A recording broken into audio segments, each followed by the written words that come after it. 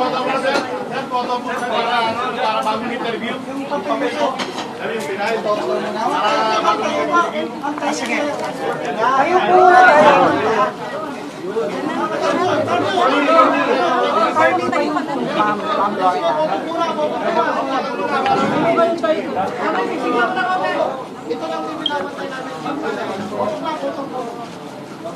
Sorry ka po na, pakihawak ng papel. Hindi, hawak kayo yung isa. Pakinggan. Okay po yun. Salpo mo, te. Te. Salpo mo. Tapo yung ulo mo. Okay, mukha ni Bang na tapo yun. Okay po, okay na.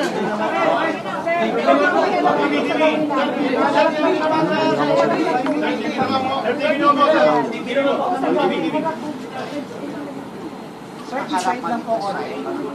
Decide po. Mga reporters. Sa kabilang side po. Other side po.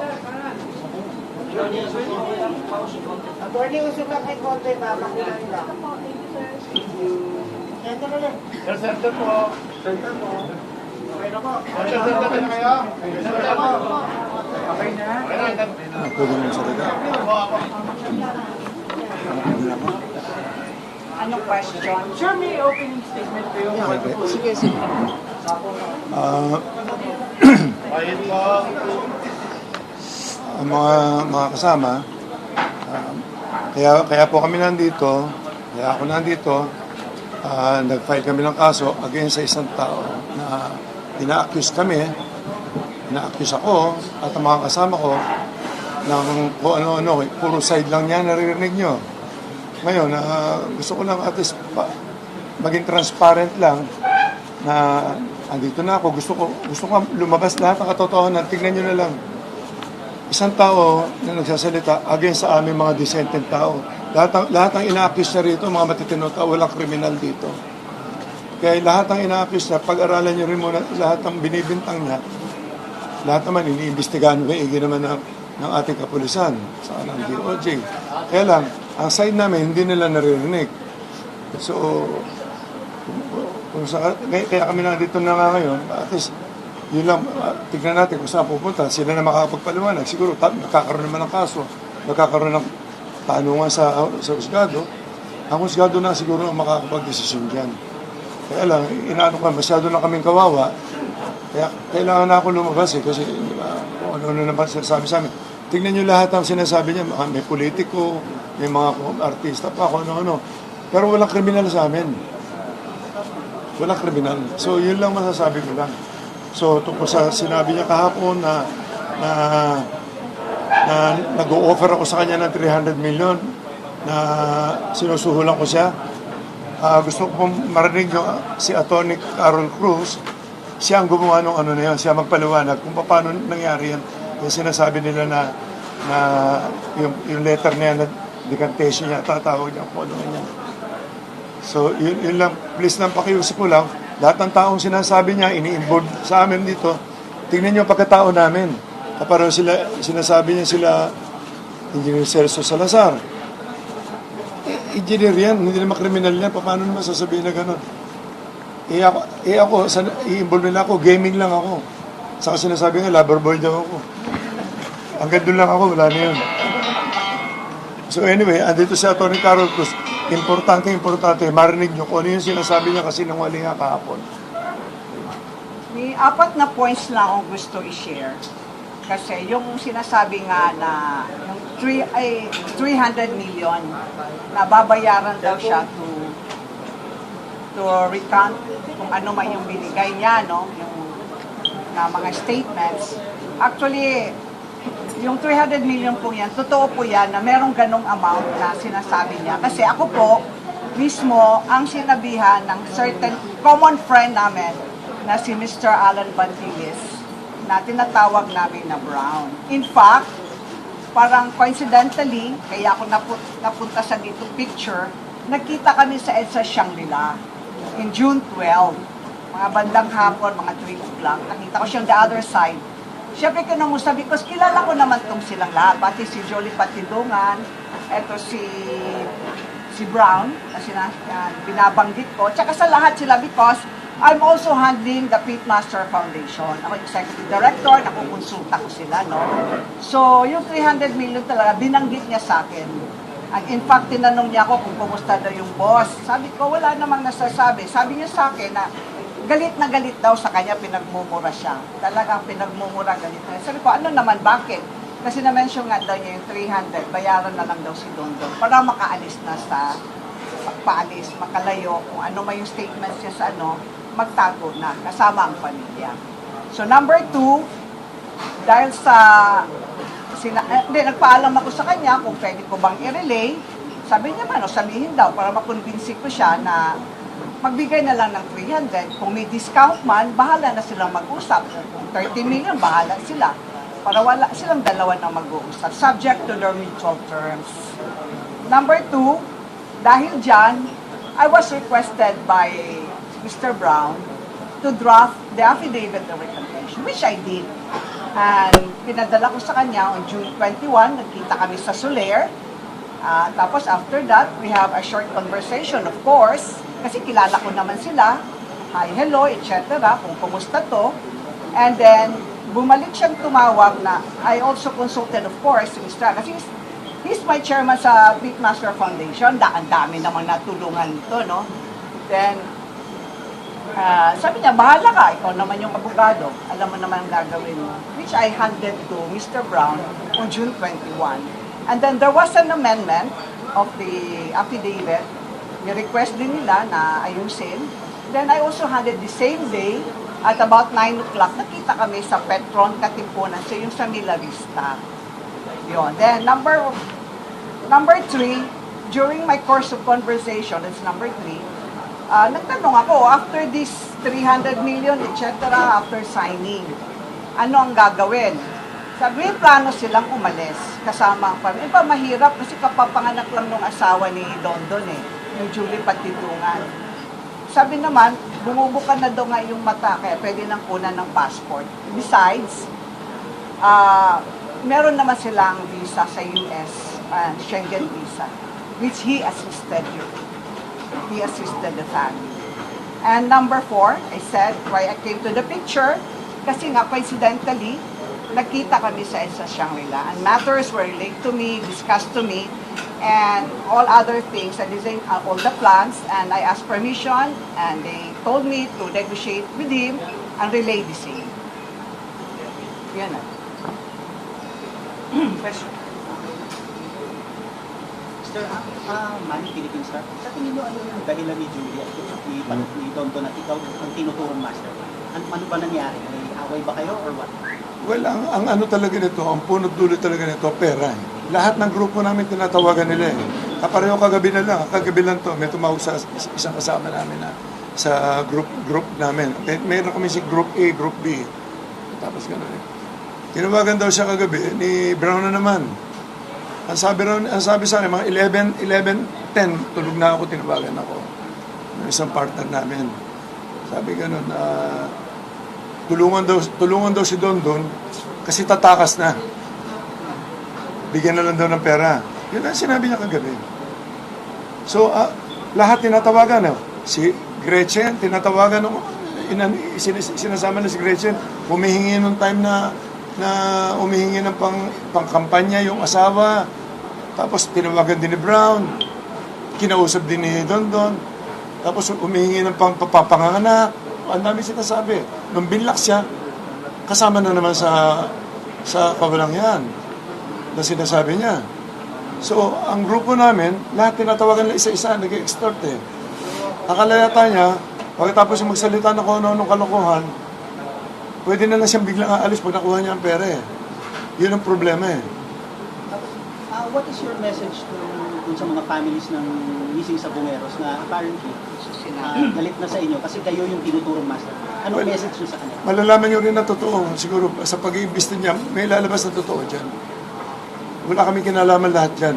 Kaparehong uulitin ko, sinasabi ko, lahat ng grupo namin, mga disenteng tao yan. Ang hilig lang namin, sabong lang. Ngayon, kailangan lang namin proteksyonan na sarili namin yun talaga. Kaya, wala na akong kailangan ng Ngayon, hindi ko na kailangan paliwanag. Hindi namin alam kung ano nangyari talaga dyan eh. Kaya lang, siyempre, masyado na kami bugbog. Kailangan na kami lumabas. Kailangan kami lumaban eh. Sir, just to clarify, anong papel ni Brown? Sino si Brown? Si Brown Group B, si Brown. Sila talagang pareho sila na Bisaya, hindi malalaman nyo rin in the future sa investigasyon kung anong papel ni Brown sa kanila. Pero sir, ba't kailangan mag-offer kung sila ng ganong presyo sa inyo or kapalit na ng pagkatal niya? Bakit may katotohanan po na yung ina-access?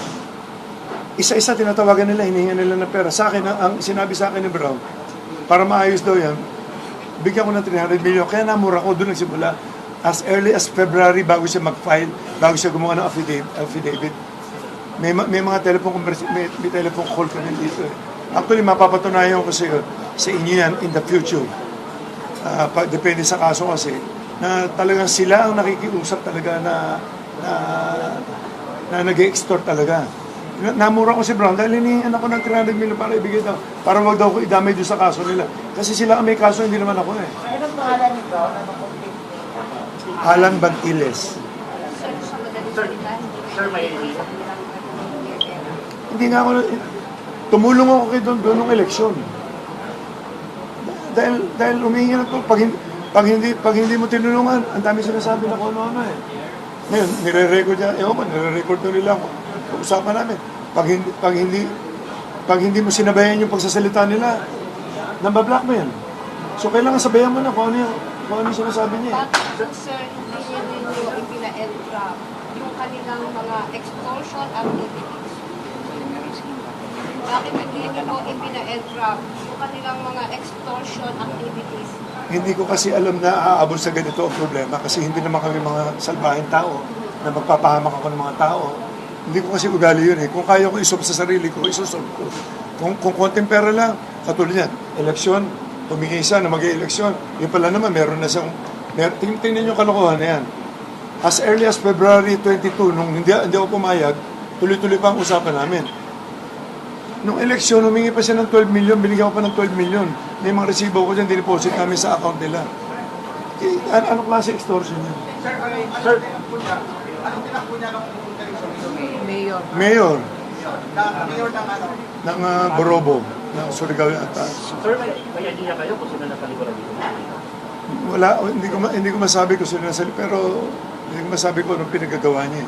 Sir, Pero- maliban po sa pera, may nakikita ba kayong angulo na dahil po sa politika kayo ginaganito? Wala naman ako sa politika, hindi ako nakikita sa politika. Hindi ko alam kung sino nasa likod niya. Siguro, sa pag-iimbestiga din na lang ng mga pulis, siguro, makikita nila ko ang punot dulo niya kung ano yan. Hansikin nyo na lang, yung background ni Don na lang. Pero Kung sir, anong may klase. kalaban po ba kayo mas malaki pa doon sa larangan ng negosyo na po? Mapakalasan po. No comment ako niya sa ganyan sa negosyo kasi. Negosyo. Lagi ko siya nakakausap eh, maski nung huli. Last night. Hindi.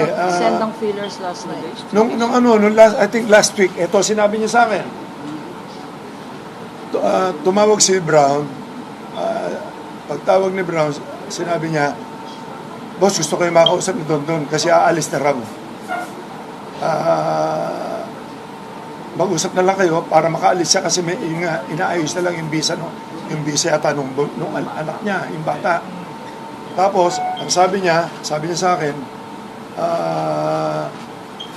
sabi niya, boss, magandang hapon po. Sabi nun. Namumupo naman siya. Sabi niya, gusto ko sana iligtas kayo pero yung mga kasama nyo dapat isama ko sila. Sabi ko, anong kasalanan namin? Bakit mo kami sasama? So medyo hindi maganda naging usapan. Sir, I was able to read your affidavit.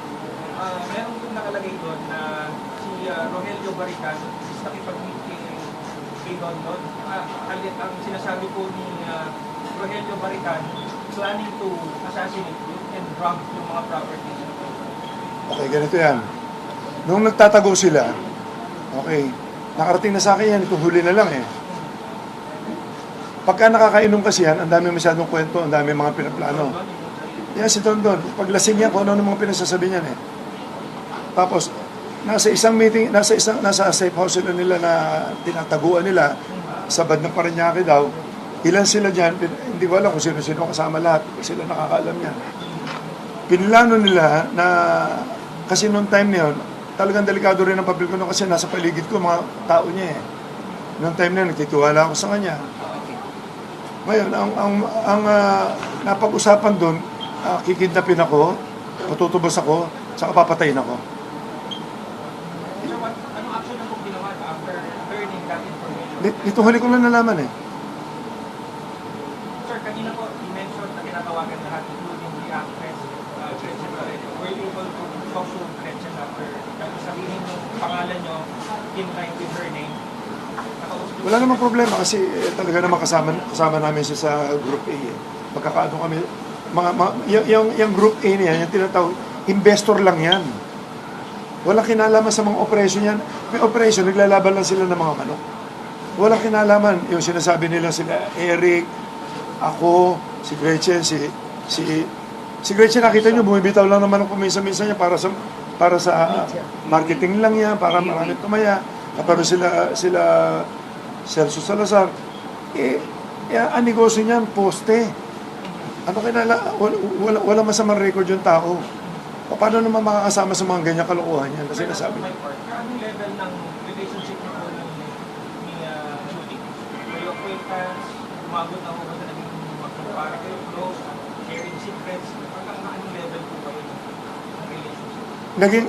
Naging trust, kasi sobrang may tiwala sa mga tao. Ang trabaho ni Julie sa amin, siya nag-aasikaso ng mga properties namin. Pag may tinatayo mga buildings o ano, siya rin nag-aasikaso, farm, yung maliliit na mga bahay, mabilis siya magtrabaho. Kaya nagtiwala ako sa kanya. Hindi ko alam ang mga record niya na mayroon pala siya mga murder case, may mga hold up, may pinatay pa rin ng mga pulis yata sa Caloocan. Can I speak to that? Yung issue, no? Kasi dapat malaman natin sino ang whistleblower na to. Sino ang nag-proclaim sa sarili niya na gusto niya mag-testify. Sino ang don-don na yan? Ang don-don na yan, kasi kami namang mga abogado, hindi naman kami tatanggap ng kaso pag hindi kami nag-due diligence. Nakita namin na ang don-don na to ay criminal. He has 3 criminal cases. No? He started sa isang security company na tinanggal siya dahil sa sexual harassment. No? May nag-complain on sexual harassment. Tapos nakita pa namin sa due diligence namin na noong January 2020, merong nag-file ng information for frustrated murder. Ito, against yung whistleblower na yan, sa RTC Morong Rizal. Isang kaso yun, no? Frustrated murder. Meron pa siyang charge for murder and multiple frustrated murder in Taytay Rizal, final noong March 2019. Nakita rin namin na noong July 2019, ang Metrobank mismo, Metropolitan Bank and Trust Company mismo, ang nag-file ng isang kaso for robbery with threat and intimidation, physical injuries, and grave threats. So, tignan natin, credible ba itong whistleblower na to? Kanya, nandito si Atong Ang, na rini-represent po namin para tulungan. Ang objective po natin ay tulungan natin na na lumabas ang katotohanan, because ngayon ang lead lang ng Secretary of Justice at ng police authorities ay isang statement na hindi naman totoo. So our objective here really is to help. Sabi nga ni Sir Atong Ang, nandito pa kami para ilabas ang katotohanan, because baka mag-follow ng false leads ang SOJ. Wala na namang mangyayari sa kasong to. Isipin natin yung mga families ng victims na hanggang ngayon hindi pa nakikita. Isipin natin, ilang taon na yan, more than 4 years. Kailangan malaman ang katotohanan. Sino itong whistleblower? Kagaya ng sinabi ni Sir Atong, siya po ang directly responsible. He was a farm manager na binigyan ng full trust and confidence. Siya yung in charge ng operations. Tatlo yan, sa Batangas, sa Laguna, at saka sa Manila. Siya po ang naka-hire ng mga tao. Siya ang nagko-construct ng mga building. Siya ang nagme-maintain ng property. At doon niya naisip na gumawa ng illegal na activities. Kanya yumaman yan. Meron pala siyang, nalaman namin rin sa aming investigation, na meron siyang separate na business na hindi alam ni Sir Atong Ang. Sa separate na business na yan, doon siya gumagawa ng pera, illegal operations. Meron din siyang, siguro ang tawag ko doon, private army, napakadaming security guards, napakadaming firearms. Kaya natatakot. Yung mga alam ang ginagawa nitong Don na to, ay natatakot mag-come forward because may sariling operations itong si Don na yan. At takot na takot sila. Ngayon na sabi ni Secretary of Justice that he will help in bringing out the truth, ganun ang mangyayari. No?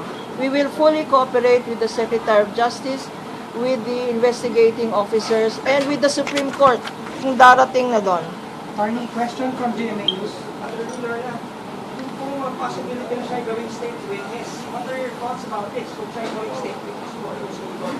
Sa definition ng state witness, dapat person who is the least guilty. Sa RTC Manila na lima ang akusado, siya six ang akusado including him. Siya ang pinaka-guilty doon because siya ang directly in charge ng operations. Siya ang may direct participation sa crimes na charge sa RTC Manila, no. So even in the definition of a state witness or a whistleblower, he cannot qualify as a whistleblower because he appears to be the most guilty. Sir Charlie, follow-up lang, Sir Charlie.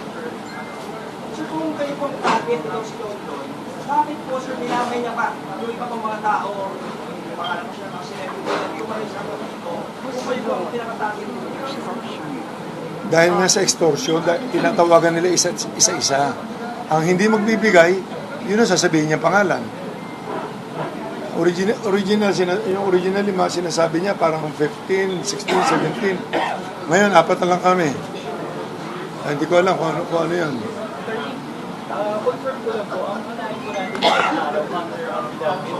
Complaint. Lima ang final na complaints today. Ang unang-una yung robbery, attempted robbery with intimidation and force, no.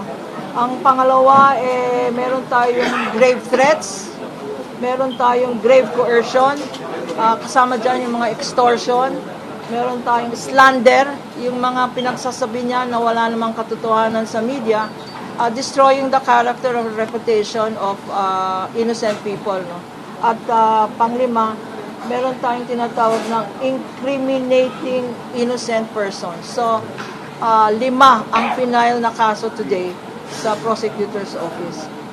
Okay, Sir Charlie po. Sir, would you know po kung yung mga kasama niyo po sa grupo will also file case against this person? Well, magpa-file, I think lahat ng mination yung pangalan. Kaparoon nila Engineer Salazar, sila Mr. Eric De La Rosa, I think si Gretchen, magpa-file sila ng kaso siya.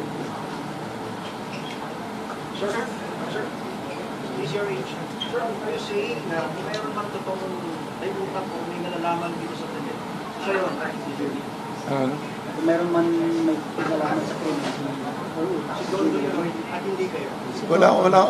Basta yung side namin, wala kaming nalalaman. Hindi ko alam si Julie, si Don, kung ano maging resulta ng investigasyon, wala akong masasabi dyan. Sir, from Bobo Radio. Sir, hindi po kaya parang diversionary practice din doon na pag siya yung kaya kayo pinag-uulit. Well, ang basa ko sa kay Don, tingin ko talaga makitid ang utak niya. I think pera-pera lang talaga habol niya. Isipin mo sinasabi niya, pati kagabi. Bigyan siya ng pera kasi tatakbo na raw. Pakakala niya, yung ginawa niya, pwede niya takbuhan lang bigla. Hindi ganun eh. Kasi sanay naman yata sa kumuha ng pera, tumakbo. Hindi ko alam ang background niya eh. Sir, tama po yung sinabi niya. After niyang naglabas ng statement against him, hiningan kanya ng pera. Tama po. Your next Since February pa, hindi. February pa siya humihingi. Nalaman ko na mayroon siyang affidavit na ganyan. Parang mga May yun eh. Tapos nalaman ko, kasi umiikot yung ano niya, affidavit niya, nag-leak eh. So just to clarify, sir, wala kayong inutos sa kanyang gumawa ng anumang krimen. Of course hindi. At siya lang yung maaaring gumawa ng mga krimen na inibig lang laban sa inyo. Well, hindi ko masabi. Tingnan mo, sinabi niya sa akin, gusto niya umalis na. Sinabi niya sa akin, mas kinukuli. Maayos na lang daw niya, makumpleto niya lahat. Sinasabi niya Portugal, sinasabi niya US. Hindi ba niya naisip ang dami niyang ginawa rito? Pwede ba pumirma na lang siya magre-recant lang siya? Siyempre, kakasuhan din siya ng mga perjury kung ano-ano. Hindi niya naiisip yun eh. So you would ask for departure order against him para hindi makalabas? Well, hindi ko alam. Ang government na ang bahala dyan. Kung ano man ang lumabas sa investigasyon nila. In your part, sir, ngayon nag-file na kayo ng kaso laban sa kanya. You ask the court to come out with the for departure order. Well, kung pwede. Mas okay yun. Yes.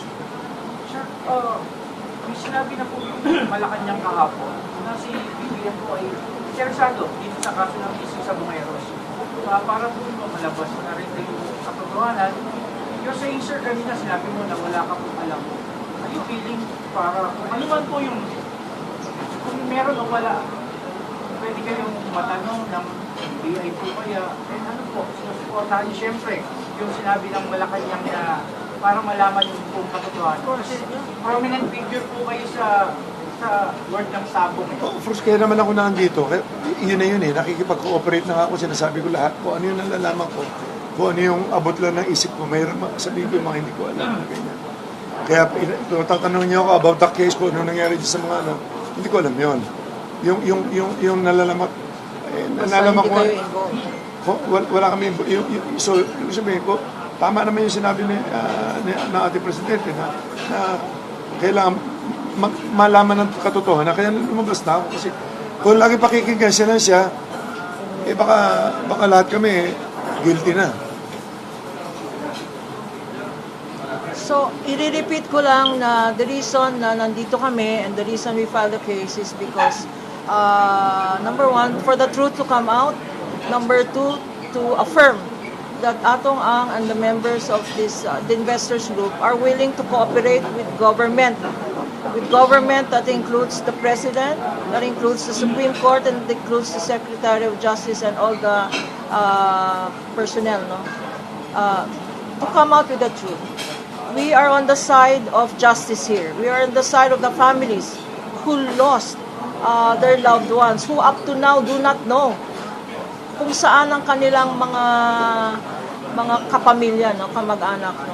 So sana sa mabibigay namin ng ebidensya sa complaint na to, because meron mga affidavits dito, sana mabasa rin ng gobyerno, and we will furnish them a copy so that sundan nila yung mga leads. Hindi lang isang lead lang na false pa and misleading. Huwag silang maniwala sa hearsay evidence na isang whistleblower na alam natin, based on personal knowledge, na siya ang nag-i-store.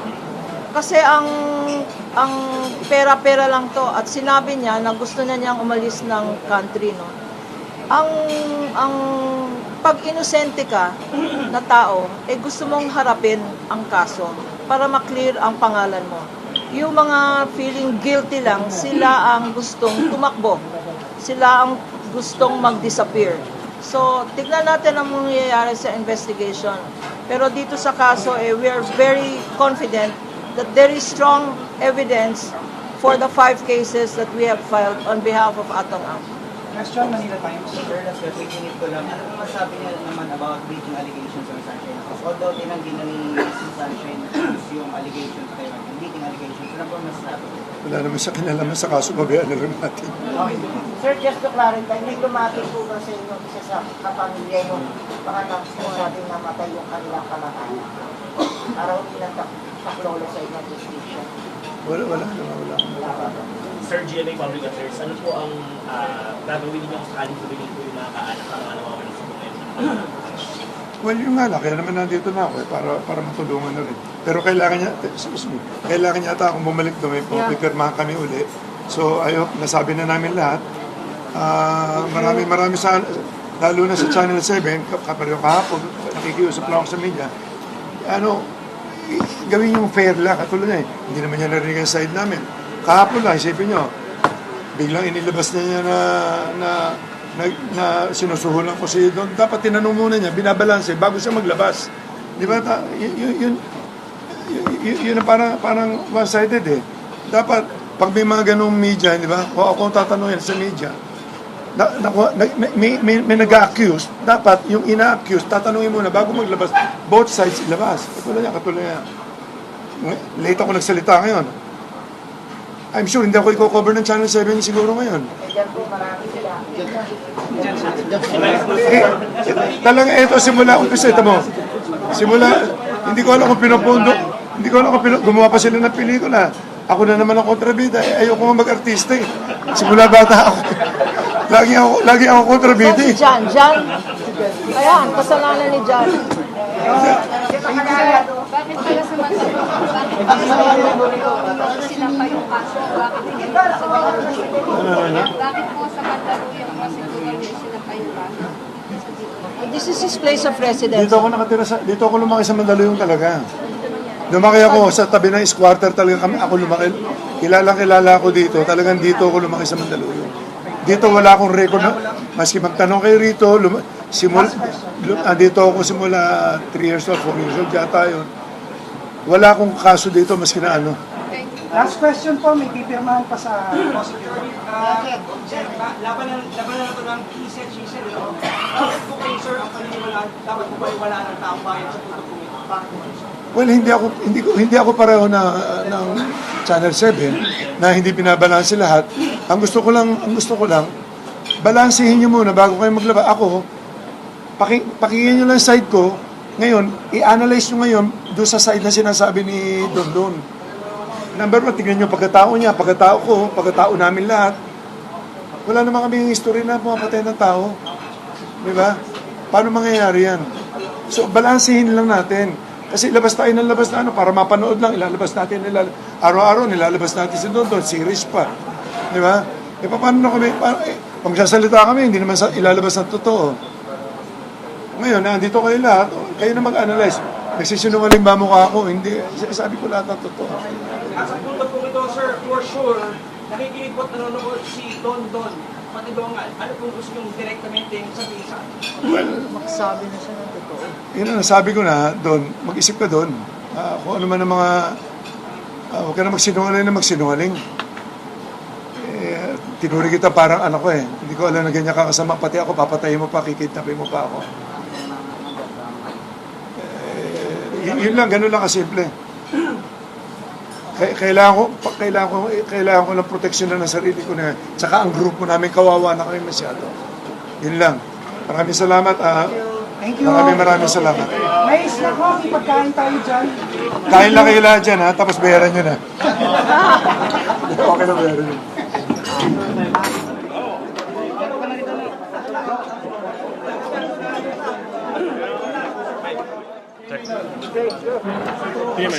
Anong lumabas sa inyo ng June 12? Saan po ba? June 12, Independence Day, kaya alam na alam ko eh. Coincidentally, I met Mr. Brown doon sa EDSA Shangri-La lobby. So, syempre, I know them naman eh. I know him personally 10 years back. So, normal naman na we catch up with each other. Then, na-mention nga niya kung kumusta daw boss niya. So, okay naman. So, galit, doon na niya sinabi na galit sa kanya, minumura siya, talagang galit na galit ko. Bakit? Ano ba ang problema? Eh, dahil nga daw sa yung amount na sinabi niya na meron daw ginawang affidavit si Don at babayaran ng 300 million in exchange. Ako naman, I said jokingly, wala namang tiwala sa jokingly, sabi, hindi, sila na mag-usap, pwede ng discount. Anyway, diretso naman si Don sa kanya. Well, pwede 30 million or what, bahala na sila mag-usap. Then, doon ko nalaman na confirming that there was really an affidavit pala sometime in February 2021. Sir, ma'am, saan ba nagsimula lahat ng ito? Bakit naabot na kailangang magkaroon ng negosasyon? Hindi ko alam kasi coincidentally, ginawa na nila akong in between. From June 12 lang ang So yung participation. nilalabas na affidavit ni Patidongan, ikaw may gawa nun? Oh, yung affidavit, ina-admit ko naman kasi sinabihan naman nila ako. So hindi naman siguro sila magpapagawa kung walang mga approval. In fact, hawak na nga niya kagabi na yun eh. Yun ikaw may gawa Oo. nun? Opo. Hindi Kasi- siya atong ang nagbigay nun? Ay, hindi. Siya. Akong gumawa. For the price of... Ay, hindi. Yun na nga, recantation niya.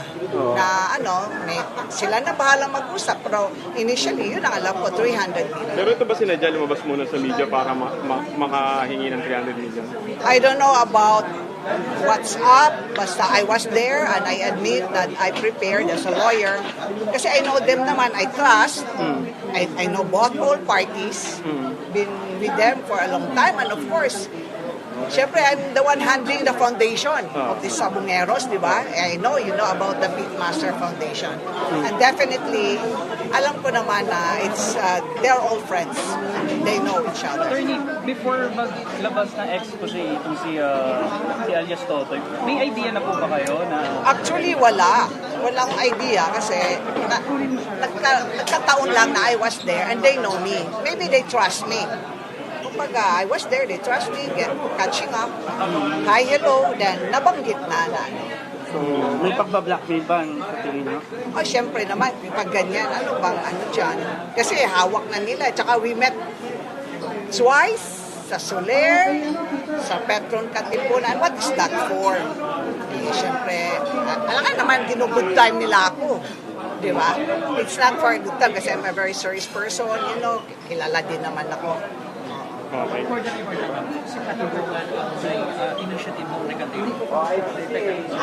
Hindi ko nakausap si Pandidongan ha. It was Mr. Brown. Mr. Brown, si Alan Bantiles. Siya po ang may initiative na magkaroon ng... Oh, siya talaga. Tapos mini-mention naman niya. Then I believe na they're in talking terms. Kasi syempre, if you are friends naman, you know naman the keywords, Pero di ba? wala pang alias Totoy that time. Wala pa at the time. Pero 300 billion na po yung... Nabanggit na. Okay, may the- amount na. May amount na 300. Eh, kung gusto nga daw is to humingi ng discount. O kung duda, then give it directly kasi nag-uusap naman. So I know that they are talking. Si Dondo naman ang are talking. Kasi parang, syempre, pagbalik naman, itong gusto. Parang 1+1 baga. Di ba? Although I haven't talked to him, but it's just 1+1. Ibig sabihin, ma'am, si Bantiles ang nagplano ng lahat. Well, I can only say, base lang doon sa alam ko.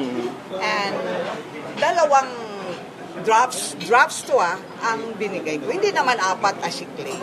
As early as June 21 June 21. Pero yung first meeting, was more on catching up. Knowing also anong plano. After the 300, anong plano. Kasi I'm also a lawyer and I wanted also to advise kung sino man yun. Kasi I read the affidavit of the CIDG. Nandun na yung mga names. So I wanted to know hanggang saan to. Normal naman. May sinampa rin po kayo against dito kay alias? I'm just corroborating what I know about, confirming that there was really an amount of 300 million subject to terms and conditions of both mutual parties. pero first meeting niya ng February, ino-offer na yan. Sinasabi na. Actually, hindi ko naman sila na-meet ng February. Kailan ba yung first? June 12. That's June 12. Independence Day. Nagkataon lang naman. So, since then, I was naatasan na rin nato. Pero kung bakit may recantation na wala pa siya sa media, hindi pa siya lumalabas? So, planado. Well, after, I don't know. Basta after that, lumabas na rin siya eh.